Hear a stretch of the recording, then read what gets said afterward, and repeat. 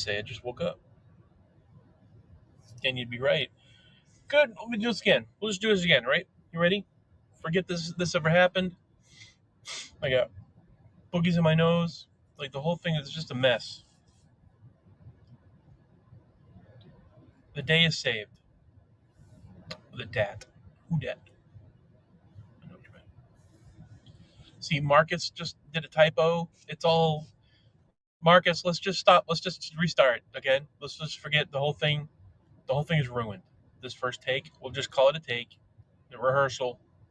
We'll start it all over again. You ready? Just go in, come back, go out, come back in.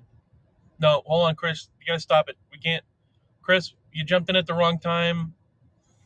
I'm trying to get with now. Chris, now, Jerkface just jumped in. We gotta hold on, guys. Guys, we gotta. Let's just. We're doing this. We're doing it over. We're doing it over. The whole thing. We're just gonna do it over. Ready? Okay. Hold on a second. All right. Am I?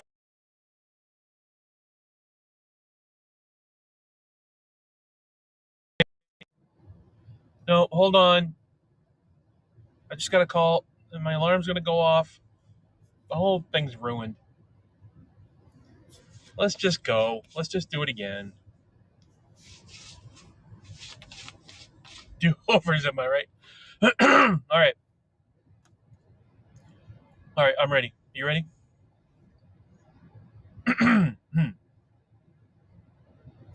Hey, good morning, everybody. It's 9. Oh, new voicemail. Shit. Hold on. Got a voicemail. Like, actually, I didn't. Nobody knew that but me, so I didn't really need to announce that. I got that freaking thing going on there. That guy that just won't go away. I just scratch myself. Shit. No, Marcus, we're not doing it. Hold on, Mark. That wasn't your cue. Where's the production manager? I don't know. Hold on, guys. Wait. Let's hold on. Everybody, just stop. I wasn't ready for that one. Let's do it again. From the top. Sorry, that was on me. This is a shit show. I know. Hold on. Let me get a drink, and I know. We'll do it again.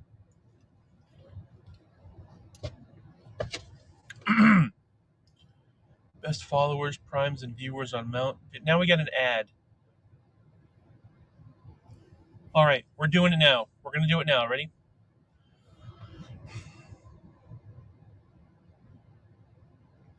Hey, good morning, everybody. It's 9:03 a.m. on this Monday. I forgot the fucking date again. Shit, hold on. March 14th. All right. No, don't, no, Marcus, don't give up on me. We're doing it. We're doing it. I feel confident this time. It's March. I'll check it one more last time. March 14th. Monday, March 14th. All right. I got it this time. And then your line is, I'm here. The day is saved. Okay. I need to change my clocks. Well, just go out and change your clocks, then come back in. We got this. All right, one last time. Here we go. I got my seatbelt on. Let me seatbelt on. No, Marcus, not yet. He threw his line in. I didn't even do my intro yet.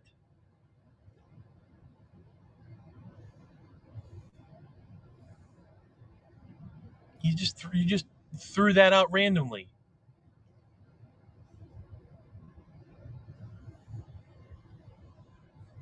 You've done it 30 times. I did not. I did like maybe 3 times, and not even completely. All right, we got it. Monday, March. One last time. Monday, March 14th. Okay. Good. You're fired. No, you're fired. Good morning, everybody. 9:03, 9:04 now, a.m. We'll cut that. We'll edit that in post. March 14th. It's a Monday. Happy Monday, everybody. How you doing? You're watching right now on Haps app, or we're broadcasting on the Haps app. You may be watching on Facebook and Twitter and YouTube and Twitch and all that, and we appreciate you very much for that. I appreciate you, certainly. Um, it's 6:05 a.m. on the left coast, 9:05 on the right coast. Happy Pie Day. It's Pie Day. You're right. Now, it's not the same kind of pie, but you could eat pie today, right? I'm here. The day is saved. Hello, sir. Hello, Marcus. Hello, Chris. Hello, Chris. Hello, Chris's. How you guys doing? I got caffeine. I had a bagel. All right, so I don't do. I try really hard not to do carbs, but I need to confess something to you guys that I had a toasted everything bagel with cream cheese on it, and I had one like probably 2 or 3 days ago. No, it would have been 3 days ago, I think. No, Saturday. No, it wasn't Saturday. When was it? Friday. Getting ready to go to work. Boo. Oh, I'm sorry to hear that. But I mean, you got a job, so that's good. Do you like your job? I mean, nobody likes going to work necessarily. I shouldn't even say that. Most people don't like going to work, so it's understandable. But you got a job. There's a new drink called Mountain Dew Energy. Amazing. I have not tried that. There's also hard Mountain Dew. That's a new thing. And there's a new Mountain Dew flavor called Maui Blast. It's like pineapple Mountain Dew. I haven't tried that. I'm waiting to see if I ever see it with zero sugar, I'll give it a try. But I've had the same damn job for 16 years.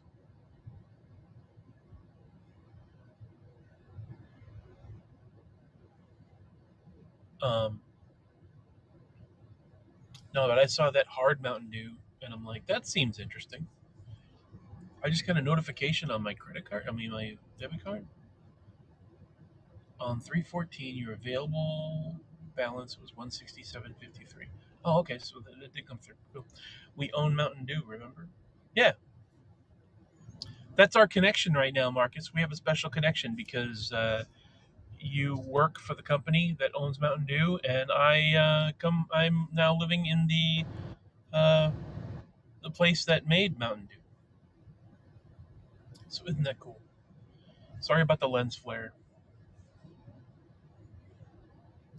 This production quality of this show is just in the tubes. Just in the toilet and down the tubes. What's the preferred?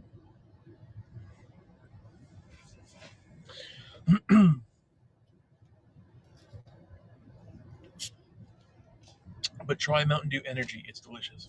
I'll give it a shot. I'm really. What's going on, Ian? Good morning. I don't know about that, man. I'm really leery about energy drinks.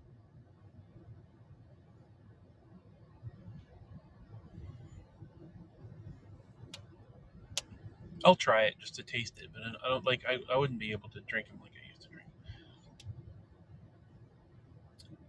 Um, but like Red Bull and like Monster Energy drinks and all that shit, it's not your typical energy drink. I promise. All right. You know what? The one thing that I didn't. Oh, never mind. Never mind. All right, so I'll say it, but just realize that I realized what I was about to say, and I stopped myself from saying it. It's a reference, so I can say it now.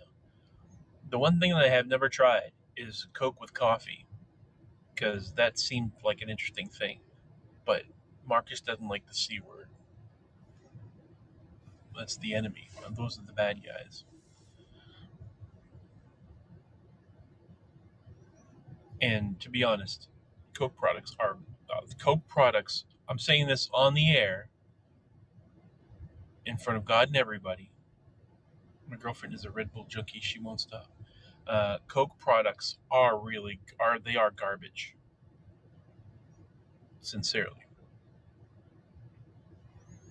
I mean, I am Pepsi. If I have to do a soda, I am all about the Pepsi products. That is true.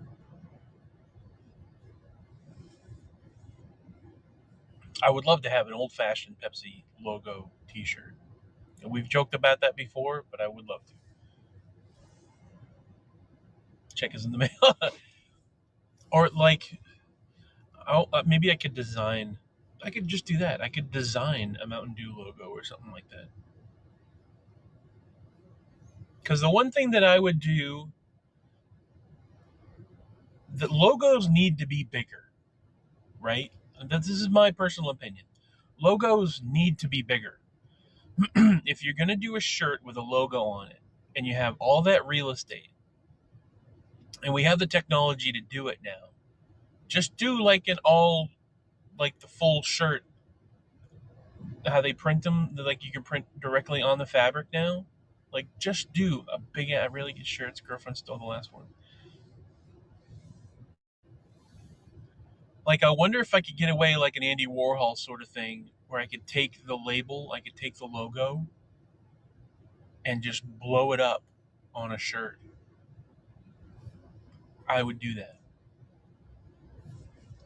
because I'm a big fan of logos. I'm a big fan of the artwork, and in that pop uh, pop art sort of way, I would absolutely.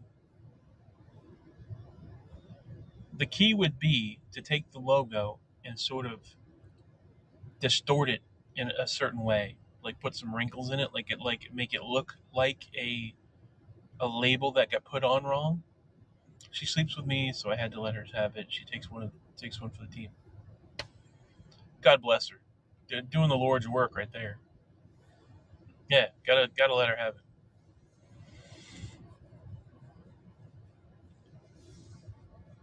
But Red Bull and Monster, all those drinks. I had a nephew that like got the Monster logo tattooed on him. I think that was a mistake. I'm not sure if he regrets that mistake or not. I mean, to be fair, it's a cool logo. That M that looks like claw marks. I mean, I get it, but he used to drink that all the time.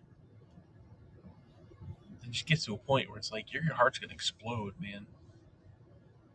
But I'm super leery about that, about Monster. They make me jittery. My Dew energy doesn't, so I can drink it. Nice. What's the one I'm thinking of that's like super bright green? Which one was that? Because I don't think it's Red Bull, and it doesn't sound like Monster. But like it's got the when everybody starts saying like taurine. Um, what's the energy drink that was like? Yeah, it might as well just have cocaine in it. Amp, maybe it was Amp.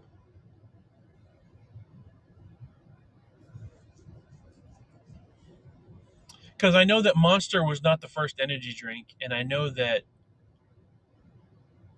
Red Bull is a popular one, but I don't think that's the one I'm thinking of.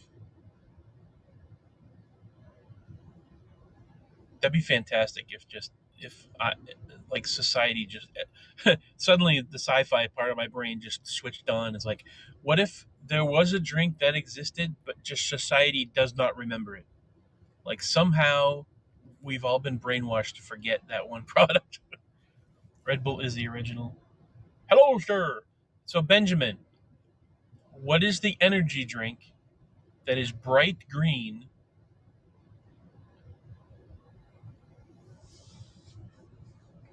It's super fizzy. Red Bull started in 1987. No, but it wasn't Red Bull. Red Bull's not the one that I'm thinking of. Amp, Red Bull, Monster. What's another one?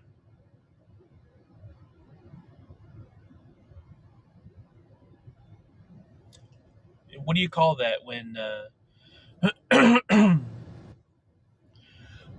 ducks are on the loose? Go get them! Hurry! Um,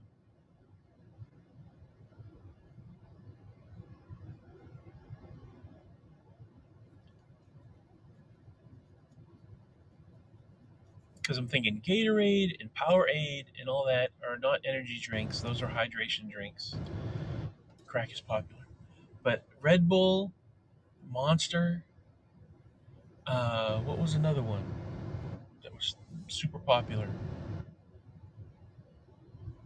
Early 2000s ish. Jolt, that's a cola.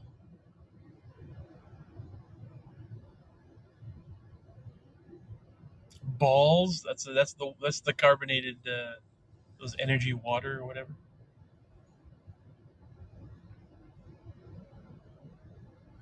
No, but it was the one that looks like antifreeze. It's like super green, kind of Mountain Dewish.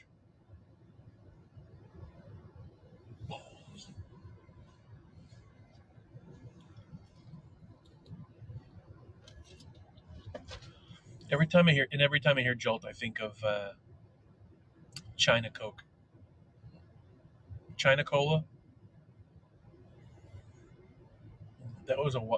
But nobody remembers China Cola. Oh man, China Cola's got this weird taste, and it's got like 3 million times the caffeine of Mountain Dew. Surge.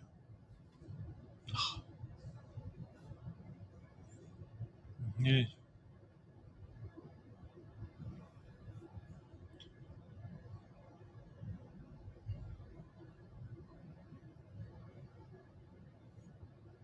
All I remember is somebody was talking about taurine, and they're like, "That's practically methamphetamines or something." No, no, it wasn't methamphetamine. What? What's the word?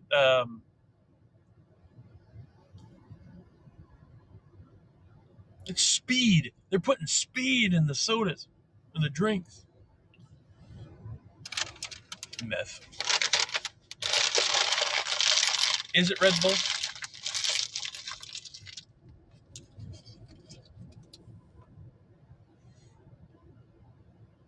It's ugh.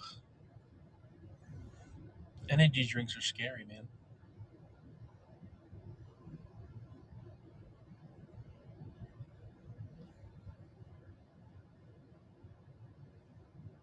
I'm so tame. I'm trying to remember all the stuff that I enjoyed back in the day. Never did drugs, but totally did. No, maybe it was. Maybe I'm thinking Red Bull, but I don't remember Red Bull being green.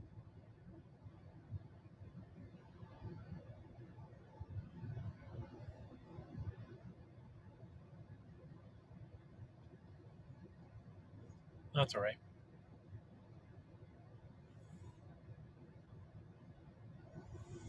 So Ben, as a matter of fact, I'm glad that you came on. Are you still here, sir? Are you still on, or did you go run for the ducks? Run for the ducks.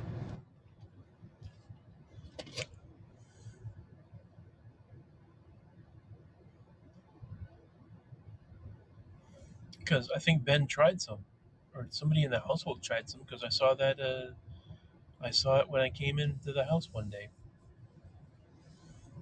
Ben has Ben's household tried hard Mountain Dew and a couple different flavors.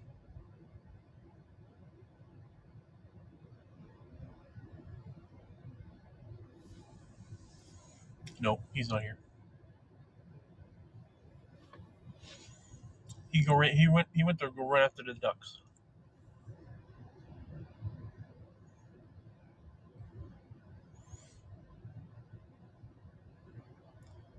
So it's okay. So it's Monday. We're starting our work week. Everybody's starting to do their thing. Marcus is getting ready for work. How's everybody's morning starting so far? It's a 9 a.m. chill, as a matter of fact. Happy 9 a.m. chill, everybody. I should bring that back. Damn Mondays.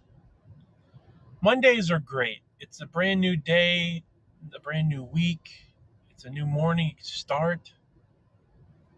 Forget everything that happened last week, all the mistakes you might have made. Now it's 6:20. Stop with the lies. No, no, no, no.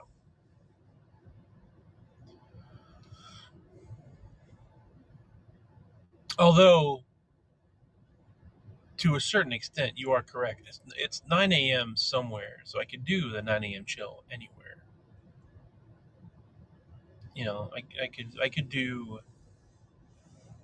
I could wait a few hours and do a 9 a.m. chill, but only the people in Pacific time zone would get to appreciate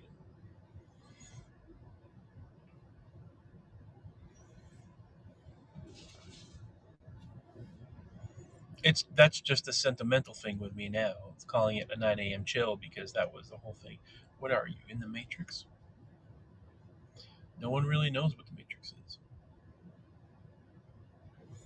Um,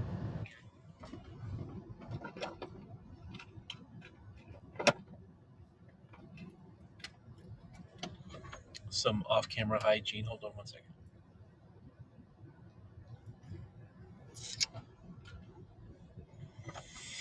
Um, remember those days, kids? Remember when I could sit on the back and on the deck in the back by the pool. Do people have to poop in the Matrix? I'm sure. Actually, I always thought. So here's my opinion on that. I always thought that whatever you didn't see on camera, like whatever you saw during the movie The Matrix, is exactly what existed. Because really, the only person The Matrix, the movie and everything was made. The whole movie was made for us. So in The Matrix, it only goes to the important moments in The Matrix. So I don't think there's any off-camera Matrix things going on. It's all just the important stuff.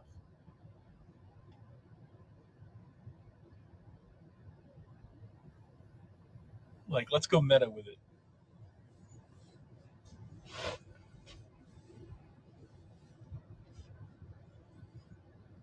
There's no eating breakfast in the Matrix. Do you see that Scott Hall is on life support? No, I didn't see that.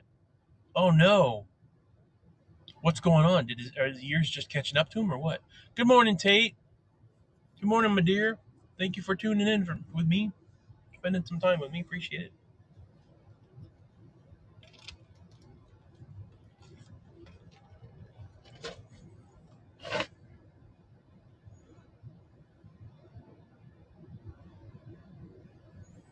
Well, that kind of sucks. Shifting currents, the bearer of bad news.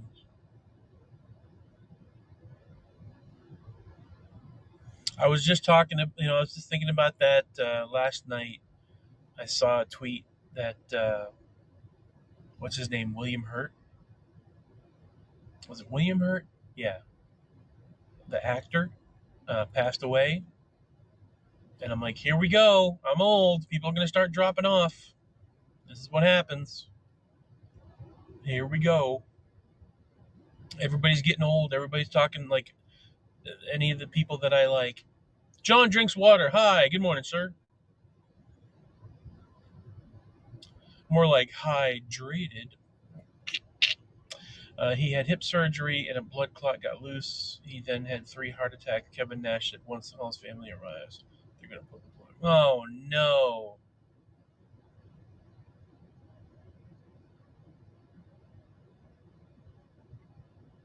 Oh, man. That sucks.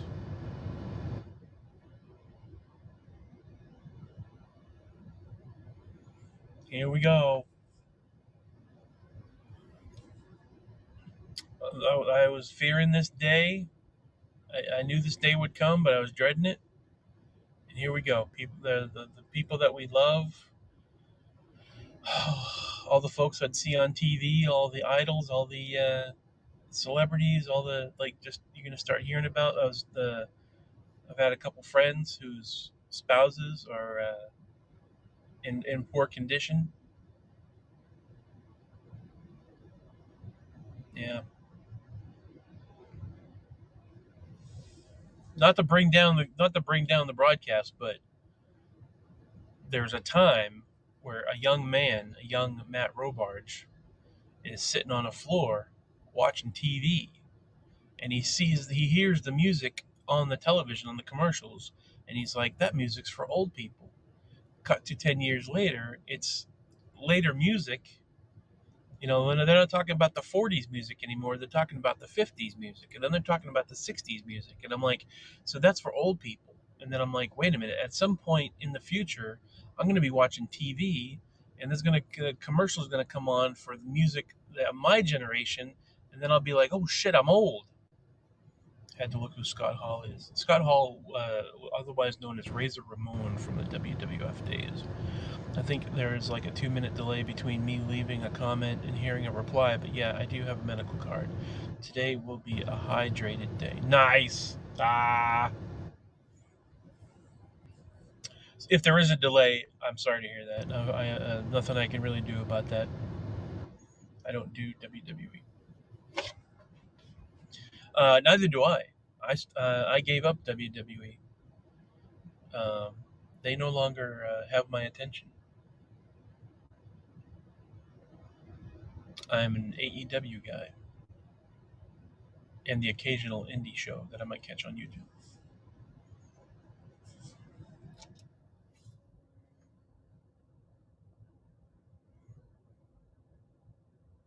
As a kid, it was called WWF. That's right. Yeah, that's why I said Razor Ramon in the WWF days. Or if I mistakenly said WWE, I apologize. I meant to say intentionally WWF.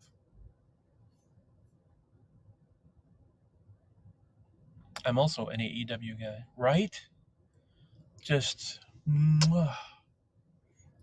like I'm glad that I'm at a point. It physically makes my heart feel better to know that professional wrestling is being redeemed. This is the redemption era, as where talented people, when the WWF sued them. Yeah, one of my favorite shirts to see is that panda with the steel chair. I love that. I love that picture. That was a fantastic logo. It's just not just A-list celebrities. There's also many more people in our lives. Period. Random YouTubers and people we met on social media, with so many more people. Lots of deaths to deal with. Yep, and not just pandemic related either. I mean, with the pandemic, that was kind of a pass because that just dealt a very strong blow to everybody of any generation, of any culture. Like some really sad things happening, but yeah,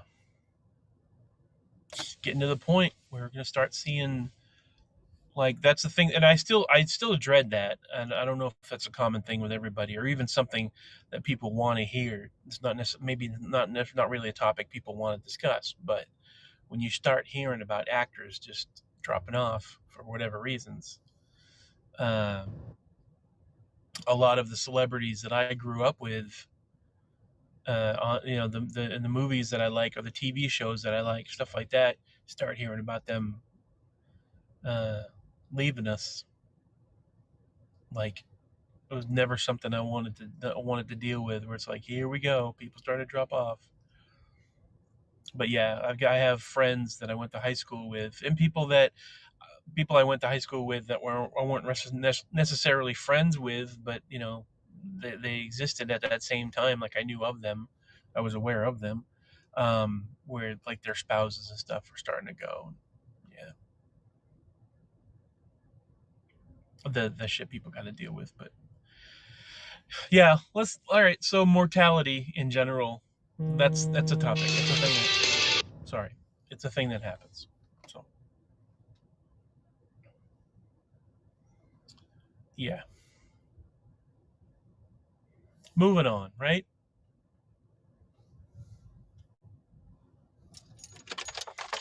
turn off the fan for a little bit, see how quickly it gets cold.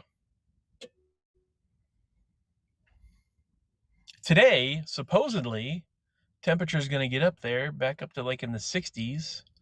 By Wednesday, it's going to be like 68 degrees after we just had a snowstorm. There's still snow on certain parts of the ground right now, but then it's going to be up to the 70s suddenly. So weird. So bizarre. Wicked. It's 50 here. Hey, you like chatting with people. This might be good for you. Have you ever heard of the app Papa Pals? It's like Uber, but being paid to give companionship to mainly senior citizens. I don't like old people. No, I'm joking. I'm sorry. that was a quick and that was a cheap laugh.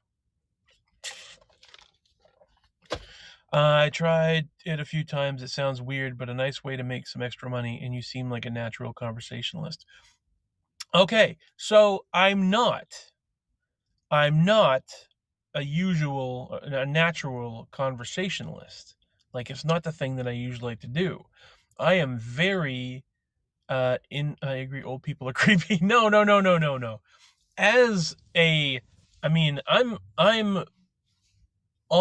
I'm reaching that point where I'm going to be an old person soon. I certainly hope so, because I don't want the alternative. But no, nothing against old people. That was just that was a cheap line. You're almost creepy. No, I am creepy. I am.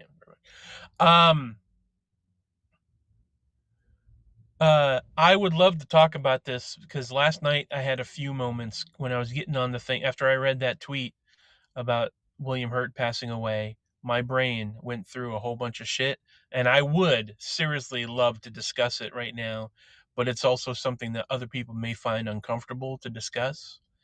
I the only reason why I would want to talk about it and not be creeped out myself and feel awkward about it is because I'm semi fascinated by this. But maybe for conversation with Ben, if on a podcast, maybe we can do a podcast where we talk about whatever is going on in our lives, and we spend one episode talking about mortality. I think that would be fantastic. But I digress. I'm not a natural conversationalist. I have found in the past, what would it be, 5 years, that I'm a broadcast conversationalist. I am the live streaming, the podcaster, that sort of thing. Like, I am a talk radio personality. I like talking about that stuff. Do you? Okay, cool. Well, then, I mean, it's something that fascinates me, but I don't want to talk about it because I don't want to make other people uncomfortable. But then again, that's why people tune in to me, because they want to know things that I'm thinking and feeling and talking about. So, but yeah, as a person, as an individual, camera off, me by myself, I'm super quiet. I don't usually say anything unless I got something on my mind. I'm very familiar with it. Yeah. I'm a quiet person. I usually don't say anything unless I got something on my mind. I'm always thinking, but I'm rarely talking. It's just in the past 5 years or so that my brain is really switched on to this. Or let me think. I stopped the Kings in 2014. So I'd say maybe 2016 or so.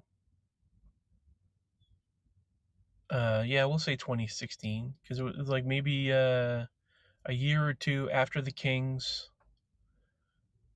But a few years before Pam was diagnosed again.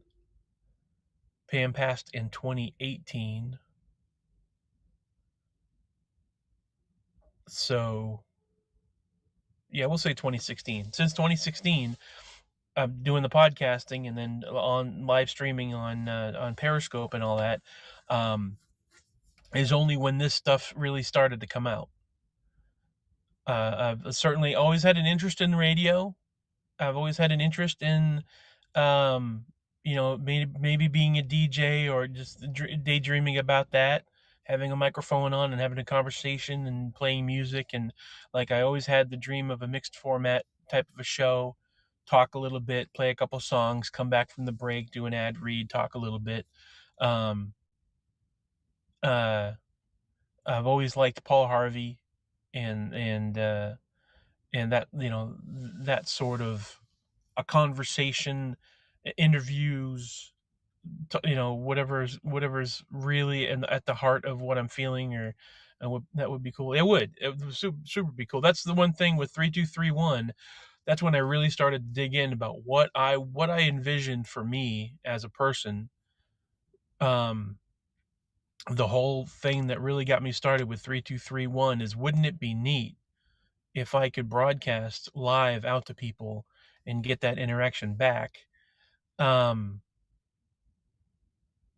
and Periscope really like solidified that for me. Um, and the idea of reaching out to people and finding out what other people like, what their passions are. There's some people that are watching, that could watch my broadcast now and never know about that whole thing. That seems like so long ago when I started thinking about that. Um, I mean, even to me, in a way, in my heart, I'm thinking, wow, that seems like ages ago. That seems like a totally different person, even then, to who I am now. Um, but getting comfortable with talking to folks, I don't think I could do that. No, I suppose I could. Like you said, it's like Uber. You're performing a service for people and sitting down, having a conversation with them. So in that way, maybe my brain could switch that on, because this is all under the caveat of I'm punching in the clock. I hit record. I'm actually doing something where I'm like, I'm going to start being entertaining. I'm going to start having a conversation with folks. Um, if it's a job, I can do the job. Uh,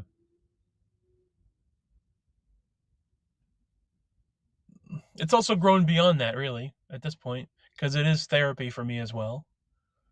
And and not to, don't take it the wrong way. I adore you guys so much. I'm grateful to have the conversation. Like, this is something that's personally fulfilling for me as well, and makes me feel good to talk to people. But it's more the point of me broadcasting than sitting down and having a conversation with someone face to face. Tate will tell you, uh, I'm I'm a little more awkward in person. Yep.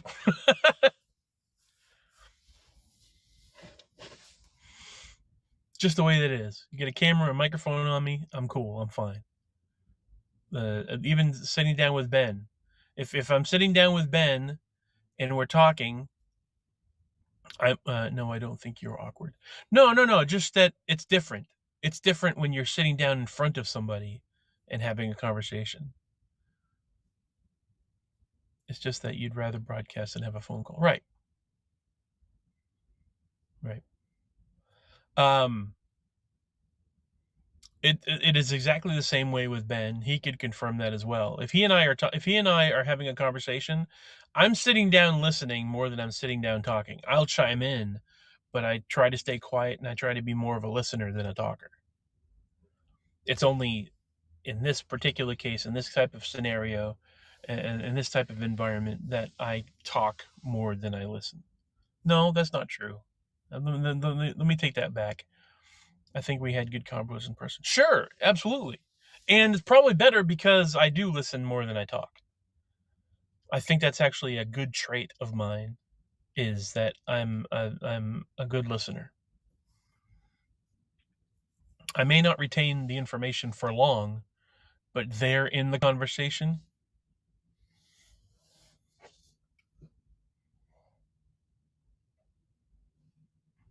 So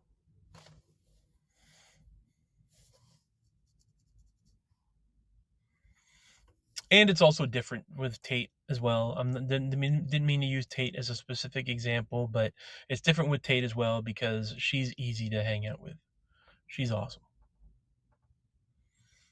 I don't think I could. I don't think I could be that comfortable with just anybody, like anybody for a specific amount of time. It'd have to be somebody that I knew for a while, and like I don't think it's I'm that good of a conversationalist that it doesn't matter who's in front of me. Like that's something Pam would be like. Pam was absolutely that way.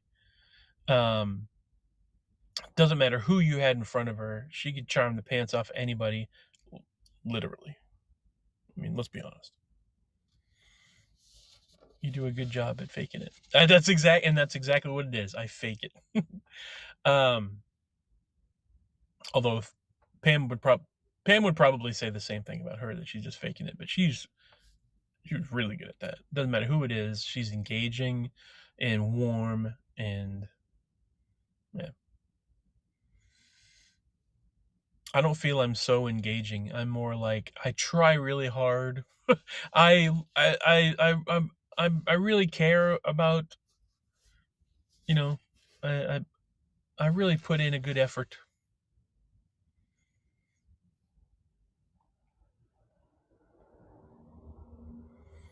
Fake it till you make it. That's right. I've been trying caring too much lately. I'm very happy to say that I've been I've not been caring so much lately. I like one of the plus. Yeah, so I took a break and it felt empowering. Yep, yep. Um, I'm very happy to say I found one of the plus sides of growing older is you start to lose that. Empathy is very important, but when you're like me and your whole life, since I was a kid, since for as long as I could remember, it was super important to me how people feel and what they think of me. And I mean, even up in recent history, speaking of Tate, right up until recent history, or in recent history, Tate has said people probably don't give a shit as much as you think they do. Something to that effect. I'm paraphrasing what she had said, but looking for approval and not getting it same here. Yeah. Um, Tate has said that to me, like I said, paraphrasing, but pretty much to the effect of people probably don't give a shit as much as you think they do, which I've really taken to heart. That, for like, I talk about, or I've talked about in the past, the tent poles, the things that people have said that have really burned into my skull, that I remember like as a mantra on a daily basis. That's one of those things that she said to me. Plus, write it down. Write it down was a big one. If they are being rude, it's because they have a bad day, etc. Right. Um. Yeah. That's something to realize as well. That I've come to realize that it's not about me. Uh, a lot of what people are going through is very much about them. Yep, and it could be completely unrelated. You just providing them an opportunity to blow steam. So yeah, I get it. Um, most snobby people are just shy and insecure. Tate, you are so wise. I am very glad you are in my life.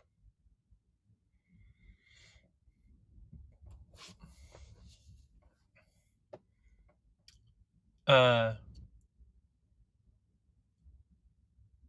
but yeah, as I'm growing older, for me to say like like I find myself saying sometimes, I don't I don't care. I want to be a person that can say that and mean it and actually not care. It's not necessarily true. I do care about a lot of things more than I should, but I'm finding maybe it's because I'm saying that so much. Maybe it's because I'm putting my brain in that sort of mode that I'm conditioning myself to not care so much. Whatever the case, it's working and I'm very happy with it. Yes, but building boundaries protects us. Yep. Yeah. Uh, Going through that.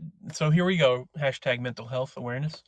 Going through your life and repeatedly telling yourself and reinforcing that with yourself, reminding yourself that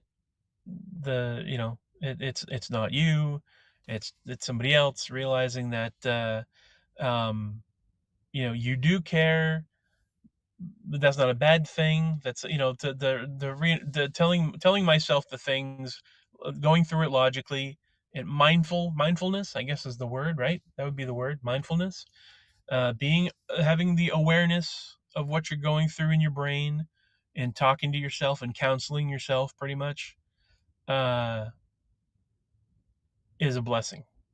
Um, and continuously doing that, supporting being the support for myself and what my brain is going through, uh, being able to react properly. I've been using an app that's really helping me put my thoughts in order. Nice. Cognitive behavioral therapy. Mm-hmm.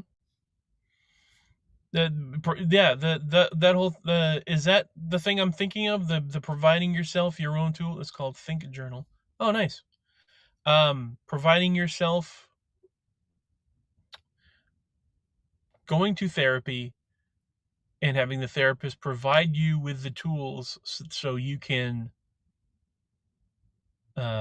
what's the word, reframing your thoughts. Yeah, the providing you with the tools to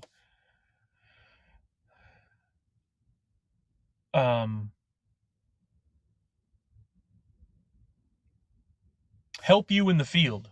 What's the word I'm looking for?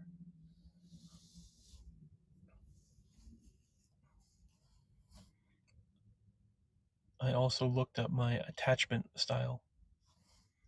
Attachment style is not a phrase I'm familiar with.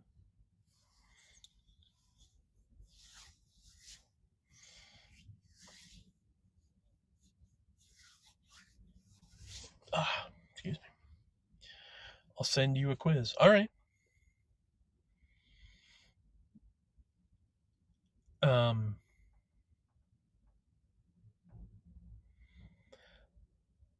it's kind of neat having that perspective, having that, like,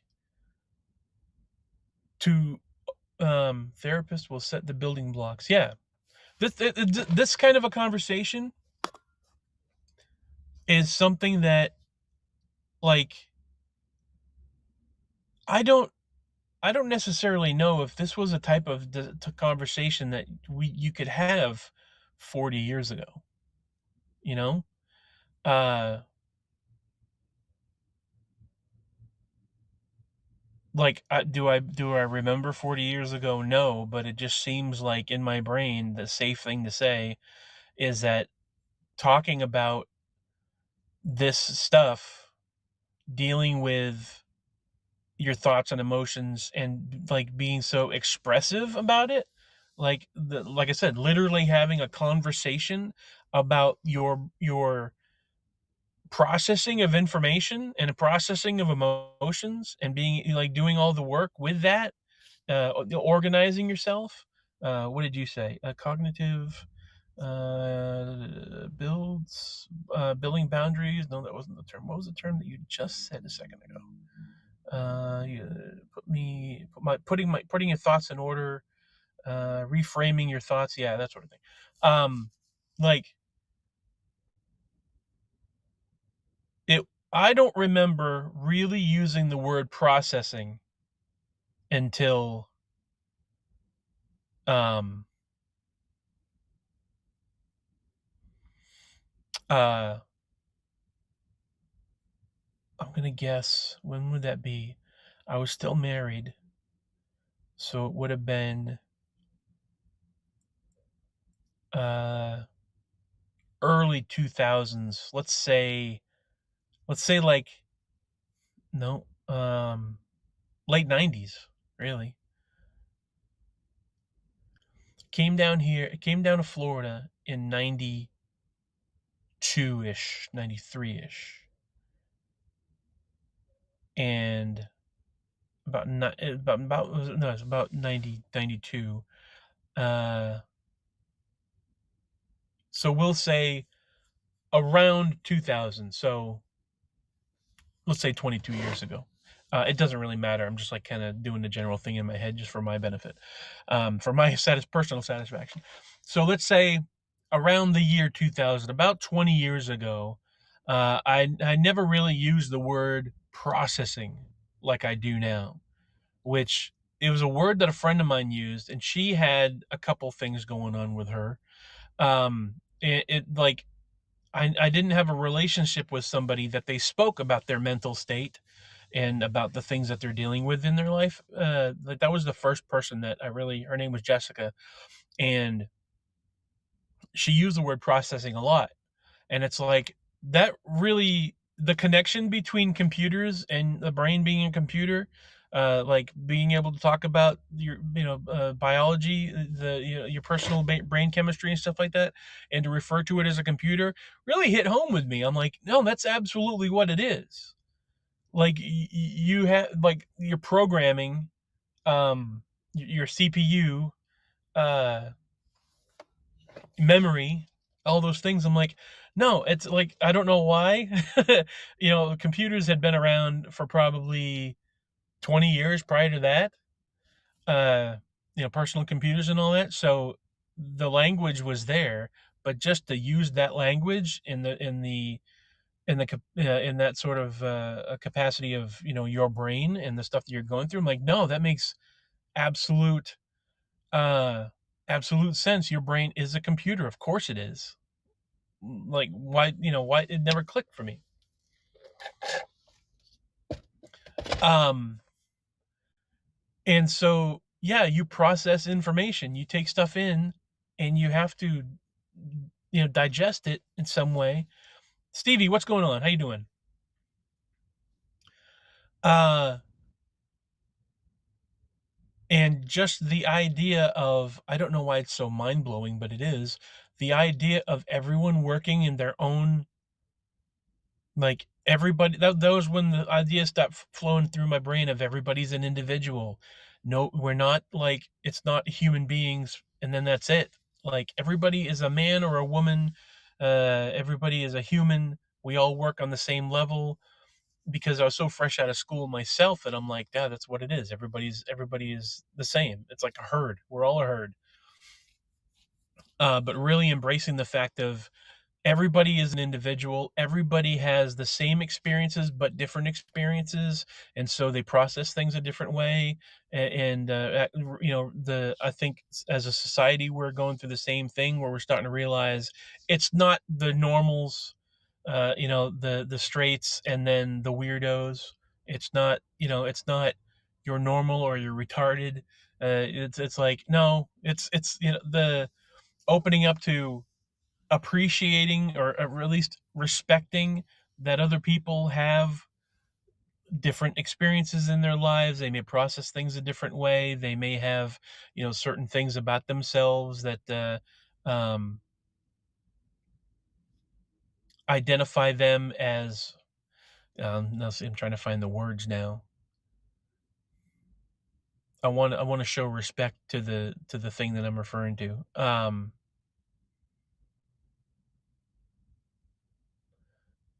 Learning disorders, processing disorders. Uh, People's brain chemistry is different, and if someone has certain shortcomings, certain challenges that they're experiencing in their lives that they're trying to either cope with, trying to change, um, maybe it's something they're trying to,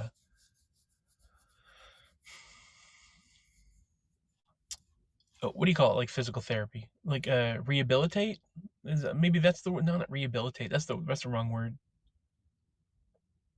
Well, rehab, yeah. I mean, it is kind of the right word. What would you call it? Physical therapy. You go through an accident, you have something, you have some a disability that you're trying to um, correct or improve, or like I feel like there's a word there I'm missing.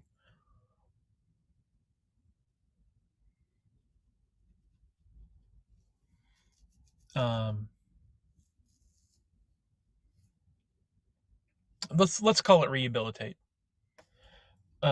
You're exercising, you're conditioning, reprogramming. Um,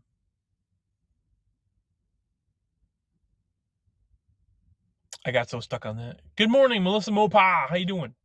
I got so stuck on that I kind of lost my train of thought there. Um,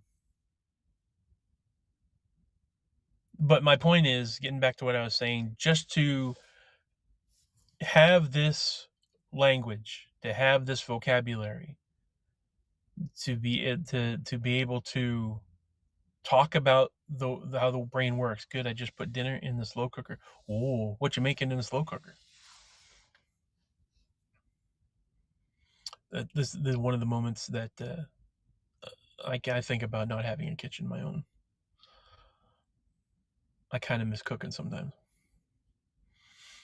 Um,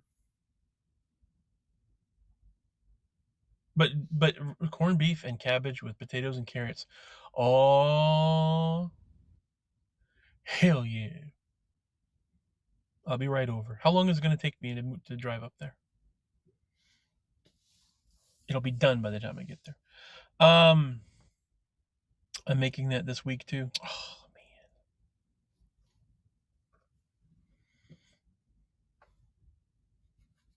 man, my dad didn't do corned beef. He used to do ham, but pretty much the cabbage, potatoes, and carrots and stuff. The boiled dinner sort of thing. Hell yeah! But not in a slow cooker. He used to just boil it. But 12 hours to drive here, but it'll take 8 to 10 on low, so I can keep it warm. All right. Well, will do. Sweet. If I'm motivated, I could probably cut those 2 hours down pretty easy. Or at least I'll take a half an hour, 45 minutes off of that.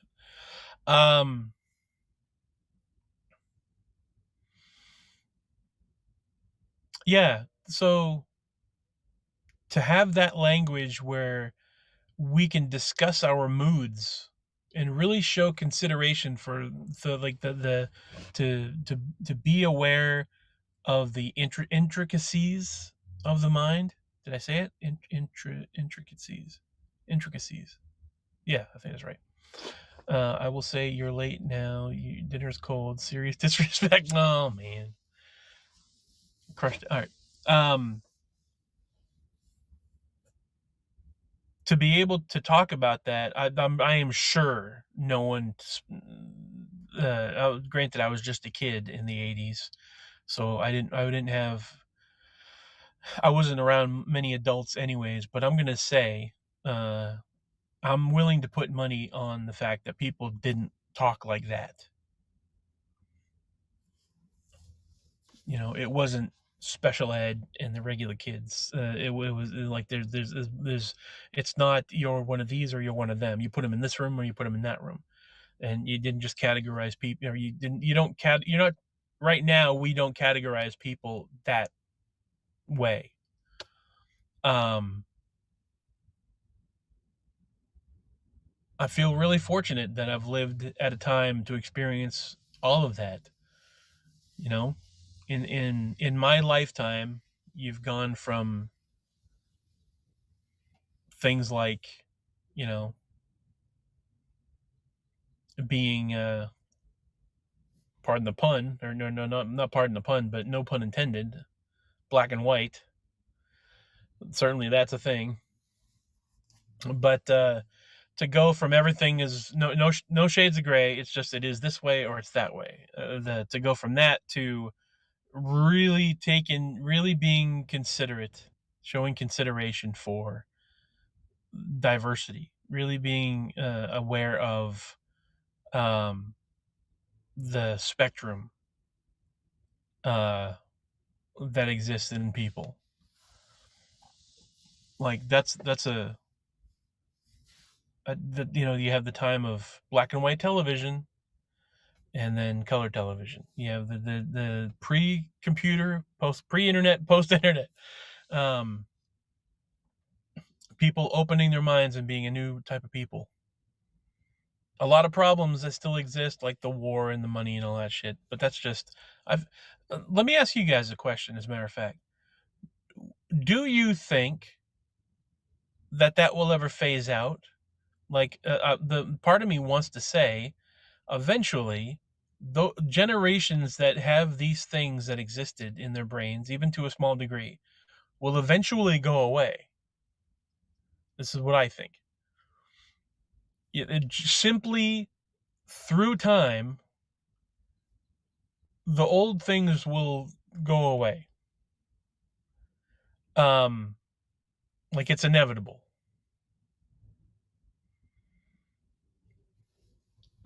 We don't have the same systems that we had in the 70s. It's not if you need information, you go to a library. Now it's if you need information, you simply look at the device in your hand.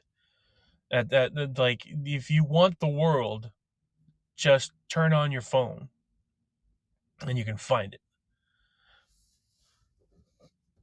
Um, I don't often think about that because it's a little mind blowing. It's a little, just to put that in perspective is a little weird because you're living in it. So, like to be able to,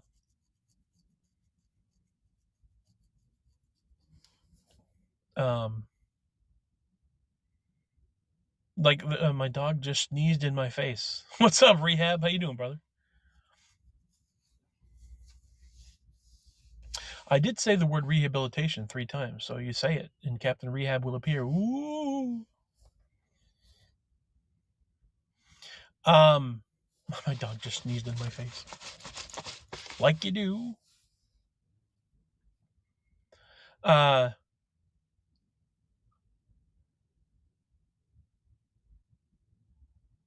I don't know how was it perfect memory? No, eidetic memory, um, photographic memory. Maybe photographic memory is the thing I'm thinking of. But like to have perfect recall of everything that's going on in your life, everything that's happened. Like, could you like? There's got to be some sort of failsafe in your brain to prevent you from just losing your friggin' mind, being able to recall what life was on January 2nd of 1972 compared to January 2nd of 2022. Like to be able, to be able to go through and like, no, I remember everything. I remember exactly what life is like on this day and how the world was on this day. And I remember how life is now in 2022 and everything in between. And just like to have that sort of recollection, that perfect recollection of what life is like and went from to where it is now. Like there's got to be some sort of failsafe in your brain that your brain's just like, don't think about it. It's nope. When you do not have access denied. You're not able to do that. That's what I think, anyways.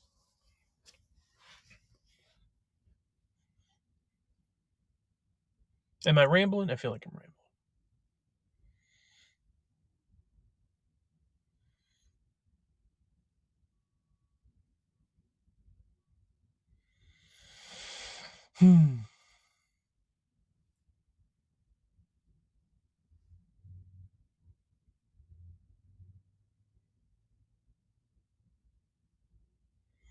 This is probably a Ben conversation. I think he would have a lot to say with this. We could probably definitely, well, we could definitely talk about this for hours.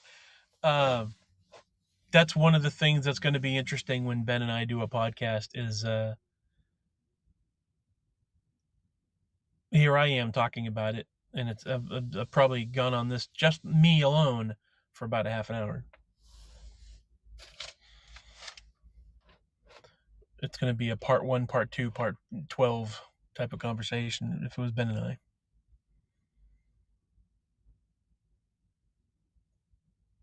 Oh, and speaking of that, as a reminder, anybody listening or watching right now, um, Wednesdays in the evening, 7 p.m. ish Eastern Standard Time, for about an hour and a half, Ben and I. It's hard to type all things one could say in reply. Yeah, yep. Um, Ben and I on Wednesday nights in the evening, about like I said, 7 p.m. Eastern, are going to start up the podcast again soon. I say soon because he has school, so it's up to Ben's availability. But I'm certainly making room in my week. Like Wednesday nights are reserved for podcast night. Whenever Ben wants to pull the trigger is when we're going to do this. He's got school right now, so obviously I'm respecting him and what he wants to do. I'm not trying to push him too hard on that. I'm just super excited about us being able to actually get into that back room in his garage, the turning that into a little podcast studio, and we're going to do 2 shows. The idea so far is on Wednesday nights, 7 p.m. we start doing live broadcast, and then we take the audio and rip it into a podcast. Um, the main show, which I'm calling Nomad Radio, just to be able to say, like it's the general show. It's not the 3231 internet radio show like we had it in the past.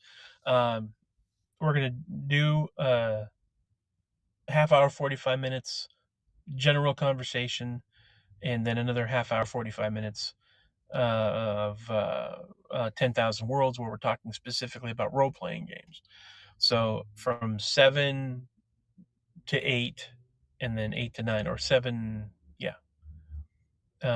It just depends on when we jump in there and get it ready, but we'll have it down to a science eventually. But consistency, right? That's the key thing. That's the cool thing. Ben and I will be able to sit down with microphones, have the video ready, have the audio ready, get some sort of chat thing set up to create like the weekly content, consistent content. I'm excited about that. But we want to have people available at that time to join the chat. And broadcast on Haps, have it go onto Facebook and onto Twitter and onto YouTube and onto Twitch, yada yada yada.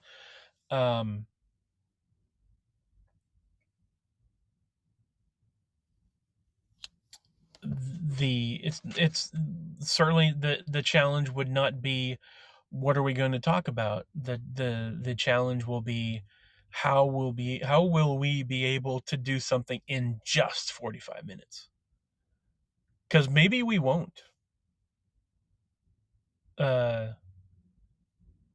Maybe we'll end up, who knows what if like we want to go over editing for the podcast. Yeah. Maybe we'll just because all right, so I want to discuss 10,000 Worlds. I want to do the RPG podcast. There's a lot to that, specifically to role-playing games and tabletop role-playing games. There's so much science to that. Good morning, John. How are you, sir? There's so much meat on those bones for RPGs. The way that it can help you mentally, the as a form of entertainment. The industry of role playing games is fascinating to me. There's a lot to it. Um, uh, and on top of that, what I specifically want to do myself in with that, as a fan and as a creator, that I think would be fascinating. So 10,000 Worlds is definitely the next project I would want to do in addition to the podcast, the Nomad Radio, just the general conversation. The way my brain works, I could do a podcast about making a podcast. I can really I love being immersed. I love digging into something and nerding out. I like nerding out about nerding out. Daniel, hello, how are you, sir? Thanks for joining us. You gonna be the next Joe Rogan, huh? I don't know about that. If I could have a tenth of the success of Joe Rogan, I would greatly appreciate it. I welcome it. I'm more of a Kevin Smith and a Chris Hardwick myself. Um, Kevin Smith is a big influence on me, like the way he makes his life and everything he does and everything he loves. He makes that content and like his general attitude, plus his general positive attitude, uh, and his creative mind. I don't know how Joe Rogan's podcast became so popular. You know what? I can tell you. I can tell you exactly how his podcast became so popular. Because nothing against Joe, I like him, but it's not that good. No, okay. So here's the reason why it works, and here's the reason why I think my podcast would work. If you have somebody that has an opinion, and you have somebody that is willing not only to have that opinion, but to put that opinion on the line, is good enough with words that they can sit down and have a conversation with somebody and be engaging about it and to dissect that opinion, that perspective, and even have people on the show that you may or may not agree with, that have a different perspective, and convert that into a conversation. That's good content. It becomes popular because you have somebody that lives in truth. They believe what they believe, but they're also willing to accept other versions of that story. Because you notice that the people that he has on his show that he has a conversation with may not necessarily have the same opinion he has, the same perspective he has. But if you're open enough to always be truthful, never listen to the Rogan podcast unless it's someone on the show that I want to listen to. Joe is not the reason I listen to it. But that's the whole point of the thing, is that it's his show. He makes that a thing. He presents that opportunity for you to listen to the people that you like. Um, if Joe Rogan did not put on that show, you wouldn't listen to that person, or you wouldn't listen to the show if he didn't put on the show, that sort of thing. So and he's, like I said, willing to talk about certain things, fascinated by the world, fascinated by the human mind. Maybe because I don't necessarily watch all of his stuff either. I've watched a couple of his episodes, but just that mindset that you have as a podcaster, as an interviewer, as a person who's interested in wanting to be involved, that's what makes that so popular and so talked about. Like him or hate him, he doesn't. It's not a propaganda show. It's a, you know, invite someone in, sit them down, have a conversation, discuss what's on your mind. I discuss what's on my mind. Like, that is interesting stuff. You may not like the topic. You may not like him personally. Maybe, maybe you don't see it as a big deal, but everybody sees something that they can relate to in that conversation. That's the reason why I respect Joe Rogan. And like I said, I wish I had a tenth of his success as a podcaster.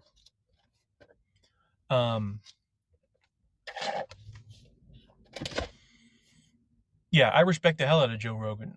I'm not a regular listener of his show, and a lot of people have said that I would like it. He doesn't really talk about a lot of the topics of conversation that I would. But also for me, it's not necessarily what he talks about or doesn't talk about. It's the fact that I'm more interested in creating content than consuming content. I like hearing him as a UFC commentator more as a podcaster. Yeah, okay, that's cool. I have more fun, and I feel more fulfilled in creating content than in consuming content. So there are people on Haps and people on Periscope, people on other platforms that have asked me, why don't you come on to, why don't you watch this person's show? Why don't you go and do that, that thing? Or, um, you barely come on my show. You on TikTok? I heard it's easy to blow up on there. I'm on TikTok. I'm up to 650 followers. And at some point I'm hoping to get up to 1,000 so I can start live streaming on there. Uh, TikTok and the way that it works until you reach that point is not my format. What's your name on there?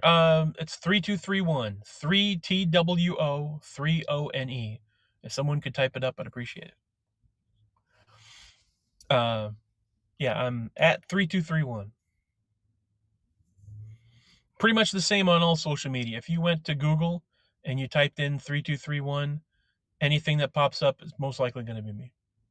Yeah, I know they have that dumb 1,000-follower rule. I don't think it's dumb.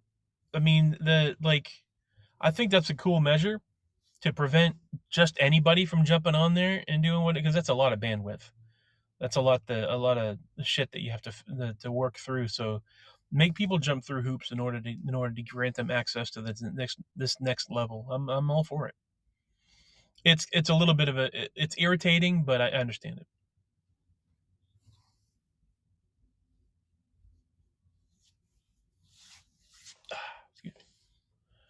It's getting a little dry.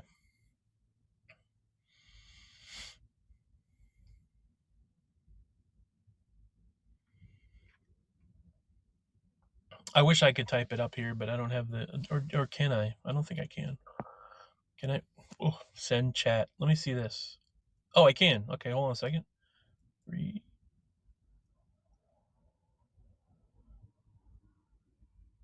There we go.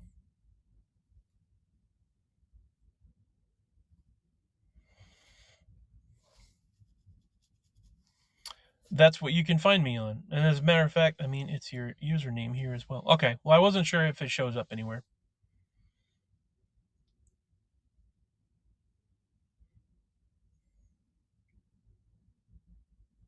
It tastes like, I mean, a duh.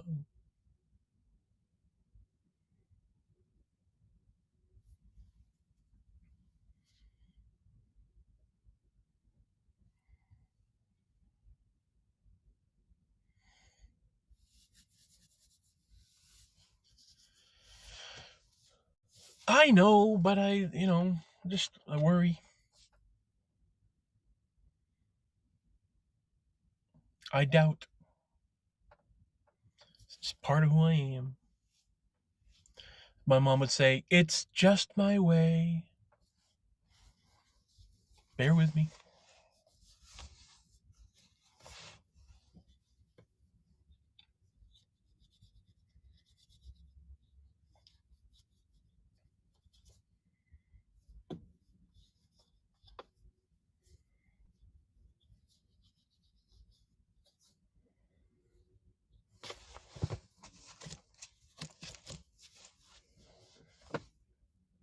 Fidgety, sorry. All right, what else?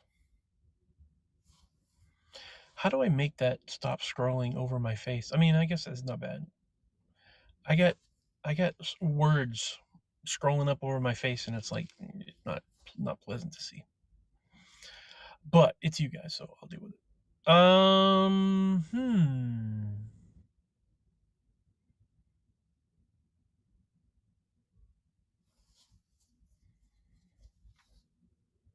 Yeah, I'm excited for podcasting.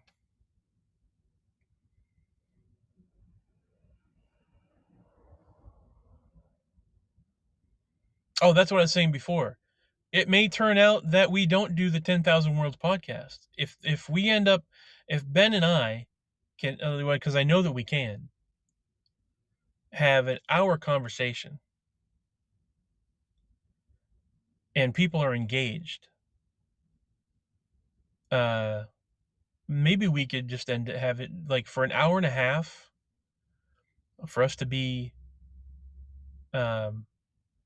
doing that on a weekly basis, it could end up being a two-part, like all of our episodes are two-parters of the same podcast.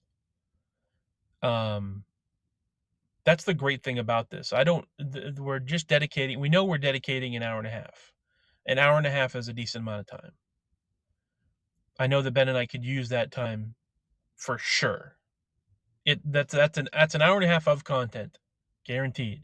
Once we get all the sound levels right and the mic positions right and the camera positions right and the lighting, and once we get all the technical stuff taken care of and it's just us hitting play and doing it, no problem whatsoever of us having the weekly show. I haven't really looked up to see how long other people do podcasts for generally. But I'm sure an hour and a half is nothing. It's just a matter of, like Tate said, just editing the podcast, breaking it down into outside of the ums and ahs and that sort of thing.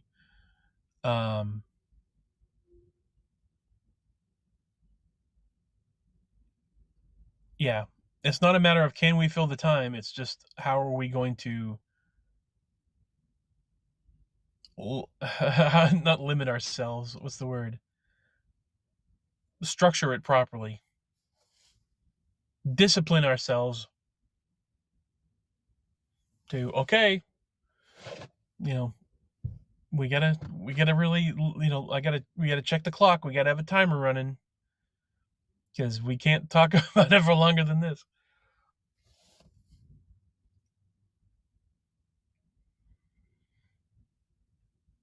Keeping the train on the tracks kind of thing.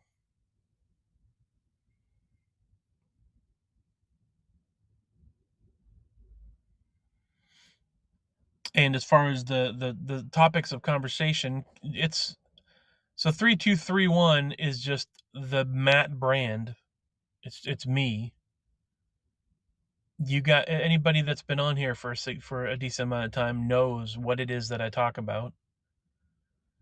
I wish I could be your producer. I do too. I would love to get to a point where I can start hiring on, well, I mean, that it will come to that point because I will need chat mods. I will need moderators. I would need producers. If this is to go the way that I expect it to go, it will require staff. Because if I'm broadcasting on Twitch, Jack has a podcast company thing. Well, I mean, I could always. He kind of has going on probably the thing that I wanted 3231 to be. 5 years ago, I wanted to make an entertainment community, an entertainment company, where not only do we do our own podcast, but we present the app, we present the programming, for other podcasts. So he and I think Jack and I have pretty much the same thing in mind, where it's you have the right infrastructure, you have the right. They just have a couple of shows. I wanted to present. I wanted to be a channel, the whole station that had programming. If the same everything is provided, the one-stop shop sort of a thing. If you want 3231, you get the 3231 app and you just turn it on and see what's going on live, or you see what back episodes are available, what then like a library, a podcast library to get past episodes of whatever podcast, a network. That's the word I'm looking for. I wanted to be a network.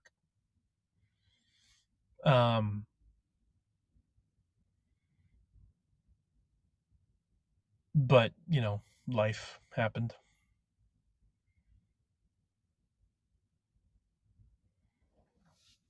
So at this point, the fact that if Ben and I can just get the Wednesday nights 7 p.m., if we can get the weekly show going, great start. It seems easier now than it was 5 years ago. I'm still ambitious. I'm still passionate about it. It's just been dormant for a while. But the whole concept of the show would be we pick a topic, we sit and talk. I think the having a conversation just as much as I hit play on my phone and I'm talking into a camera, and the same thing that we're doing now. It's just having the added benefit of Ben and I having the conversation and referring to a chat uh, across multiple platforms. Building an audience again. Um, and less opportunity for me to brain fart and ramble.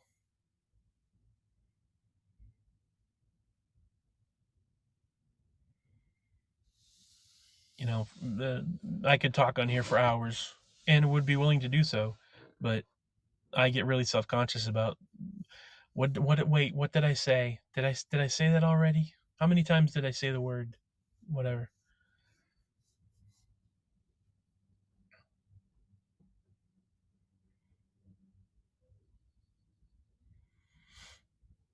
But let's go over it. Like, what are the common things that I usually talk about on my broadcasts? Mental health, definitely. Life experience, positivity, truth, um, the nerd culture,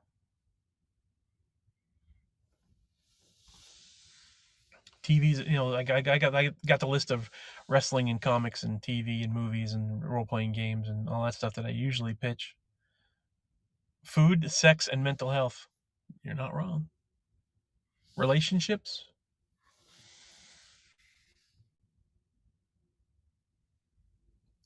but yeah, mostly food, sex, and mental health. Yeah.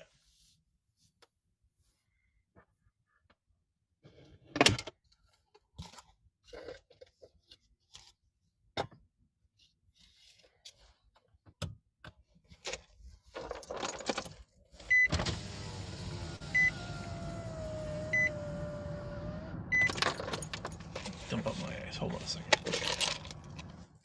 Hold on.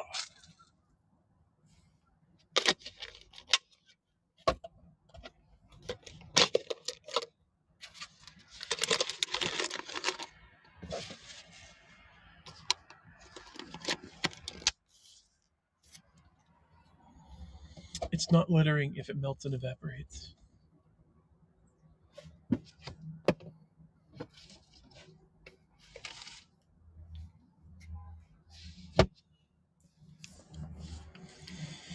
But yeah, think about it, Tate. I mean, if we do a weekly show, and we're consistent about it, and it gains any traction whatsoever, it's going to be across multiple platforms. So consistently doing it, it's going to pull in a crowd on everything, even if it's like 5 people. I would be happy with that. I would be happy if we're broadcasting on Twitch and YouTube and Twitter and Facebook and all that. Facebook, I really wouldn't care about so much. Although I say that, and there might be some. Um,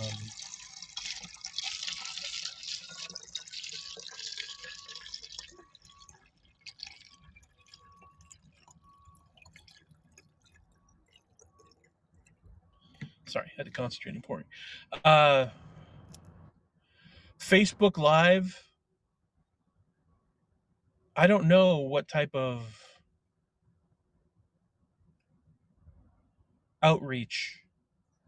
I think is the word I'm looking for. I don't know what kind of outreach that would have.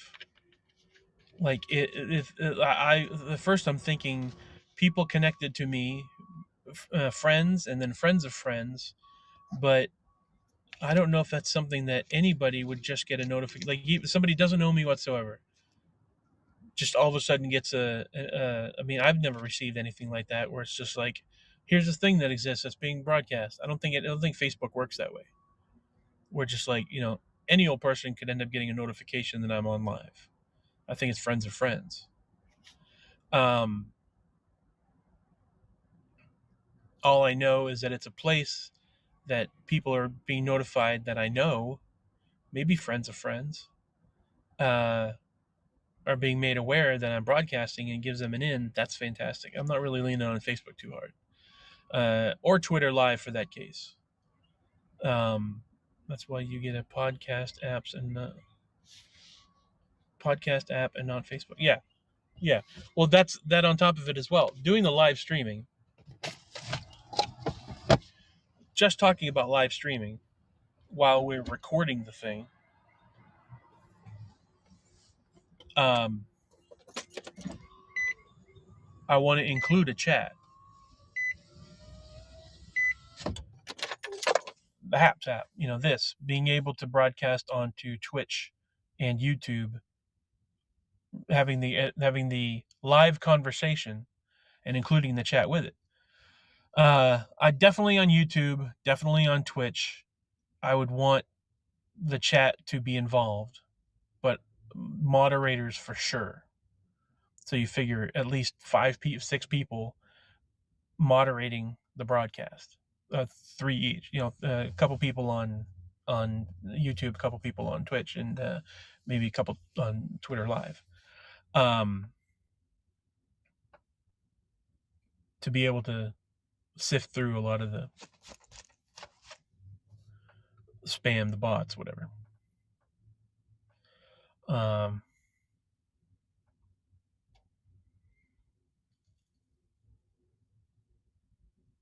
and that's like, what's what I'm looking for? My brain says worst case scenario, and I'm like, no, that's not the term I'm looking for. Like,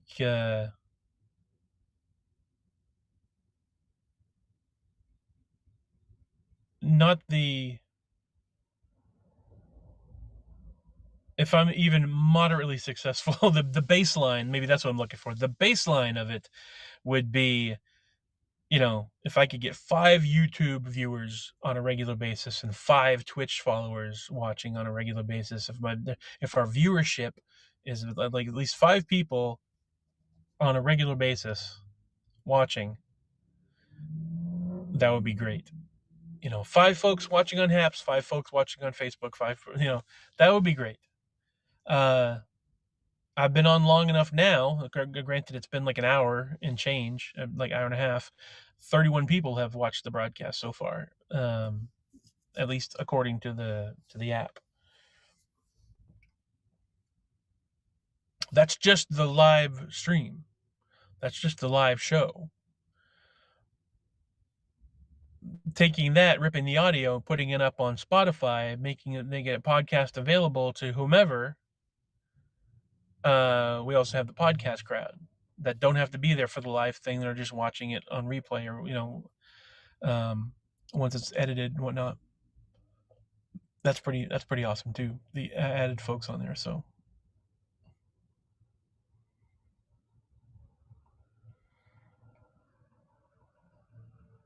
yeah, if as long as we do it consistently and we do, eventually the live stream can be patterned. Patreon, yeah, right. Patreon only, yeah, yes. That's exactly right.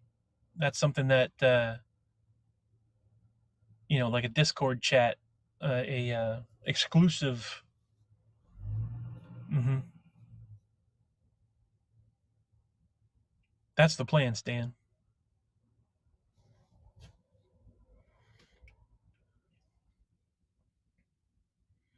So cool. Can't wait.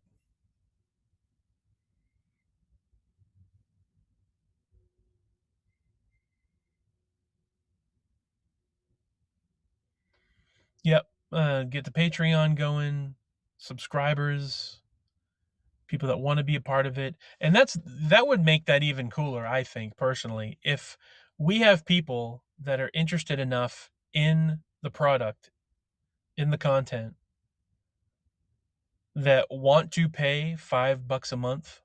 Like you look at something like there's so, and I don't claim to be as professional as this guy, but there's a guy named Ralph Garman who monthly sticker would be easy to pull off for subscribers. Yeah, yeah.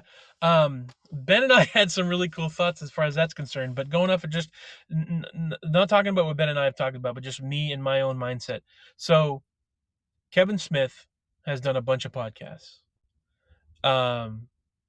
He's one of the pioneers as far as I'm concerned. One of the big names of somebody who's just like, if we're gonna talk about it, let's make it a podcast. And so he's done the Smodco and stuff like that. He's somebody that I've had my eye on for a while. He had the concept of doing a podcast called Hollywood Babylon, where he became friends as part of his interviewing for something, for one project or another. He went on to LA radio show and became friends with a guy named Ralph Garman, who did this LA morning show thing. He was a comedian, and he's done some hosting and stuff like that. And so they both are like talking together about what the Hollywood stuff, the what's going on and what movies are coming out and all this sort of a thing, and these cool little segments and whatnot. They've ended up making this great podcast called Hollywood Babylon, which I've loved since it started. Ralph himself got fired from the LA radio job, and has since said, "Well, the stuff that I want to do, why don't I make a podcast of my own?" So he did the Garmin Report. Was it Garmin Report? The Ralph Report. I'm sorry, the Ralph Report. For some reason, I forgot the name. But he ended up basically saying, "Okay, I don't have my job anymore. What am I going to do? I think I'll start doing a podcast." And I want to say that he does that like 5 days a week, where he does his little hour show or 2 hour show or whatnot. And he ends up building this following where he's basically he's making a living doing his own show. And he has a Patreon, and he has like because his name is Ralph Garman, he has the Garmy, his followers, and so he has like in his Garmy, he has like 1-star generals and 2-star generals and 3 and 4 and 5-star generals. So it's like he has his tiers of followers, and certain things are available to those different tiers, as you know, Patreon works. And I'm like, so I'm thinking to myself, what if I did? I could work at that level, but even if I didn't, even if it was just, if you like 3231, send $1, $1 a month just to show your support. $5 a month, you could be a member. The $10 a month, you could be a VIP member, that sort of thing. I don't know what the tiers and stuff would be, but obviously the way the Patreon works is you have different tiers. It means different exclusive things, and the merchandise and stuff like that. So very easily, the hats and the T-shirts and the pins and the stickers and all that stuff, sure, absolutely could do that.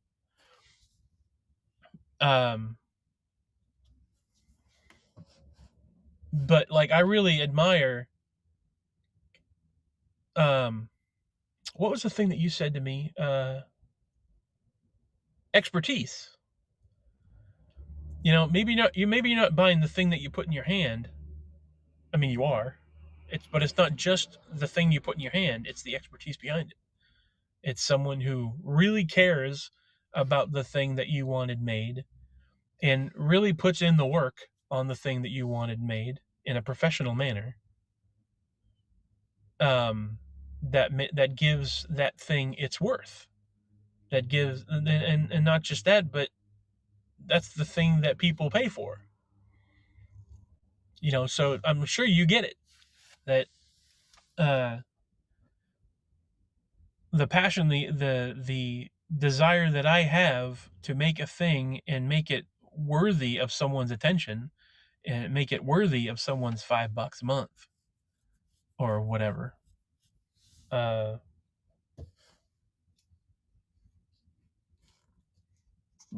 Like I know that I can put value into the content that I. It's not just a couple of guys screwing around or one guy hitting go on his phone or whatever.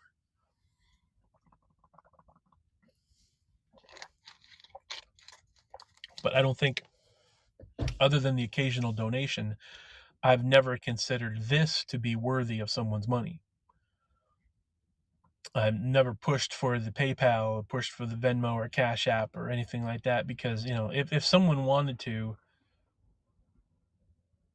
anybody could do that. Anybody could hit the hearts or the stars or the green clovers and blue diamonds, purple horseshoes, or whatever.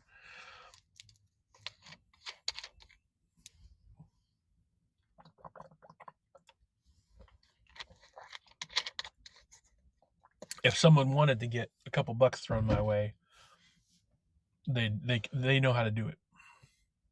I just don't make it. I just don't do the reminder thing. How and when does HAPS pay out? All right. So I think you need to make a certain amount, and then it sort of unlocks, as far as I recall.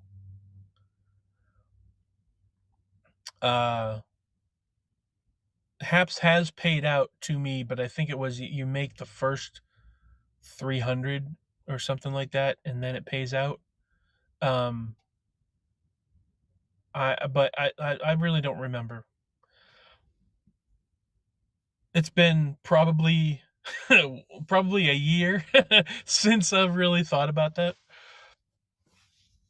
I don't know, not a year, but how long have I been on HAPS? It's been a little bit. Um,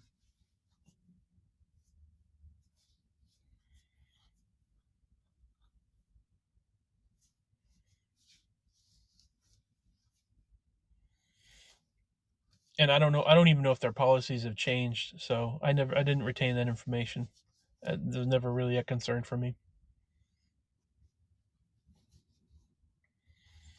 After the initial payout that I got for it, like I think I have like $30 on my account as far as that I've earned.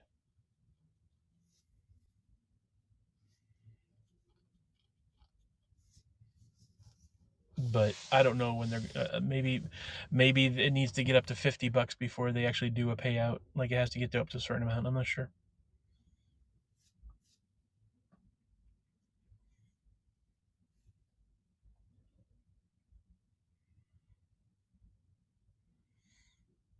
Some something like that's something about that's vaguely familiar. Like, do they do it every $100 or every $50 or something like that? You have to build it up to a certain amount, and then it is an automatic payout. I don't recall.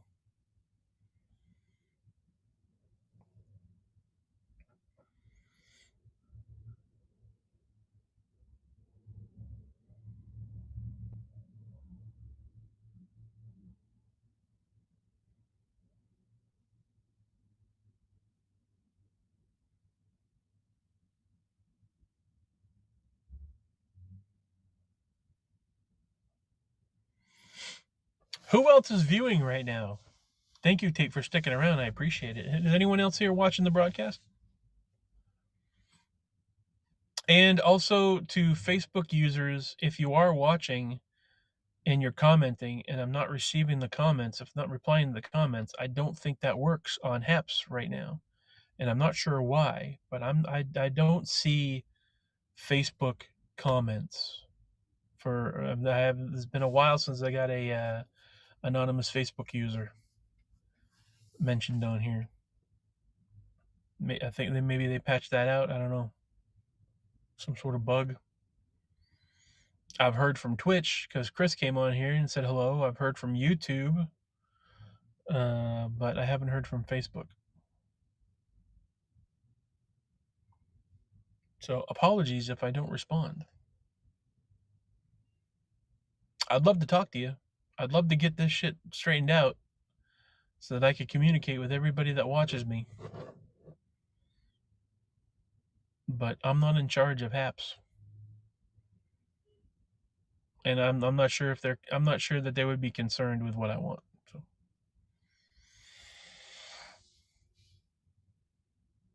And you know what? Also, another aspect of this is depending on where the interaction comes and the following comes. Like if I find out that YouTube, a lot of followers but no followers on any other platform, or if Twitch turns out to be the place that I can talk to a lot of folks, uh, there's a very good possibility that I may just jump on that platform. Haps is super convenient for now. You can broadcast out on it, and it it goes out to all the different places.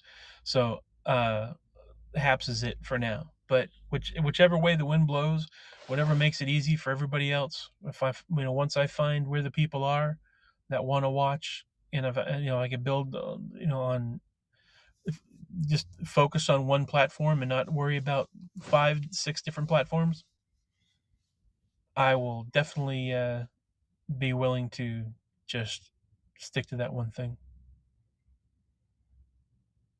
This is all still completely new. I don't know. I just want it, one, have the conversation period, and two, have it be easy for everybody. The money is the third thing on the list probably at this point. Try to plug in my phone. Hold on a second here.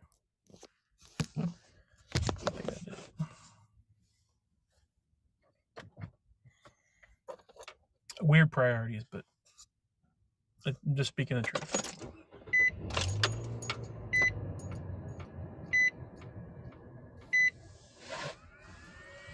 As a matter of fact, I'm going to stop the broadcast right here, and I'm going to restart it because I haven't done that in a while. It's been an hour and a half, hour 45 minutes. So let me stop the broadcast just for a second, and I'll restart it again.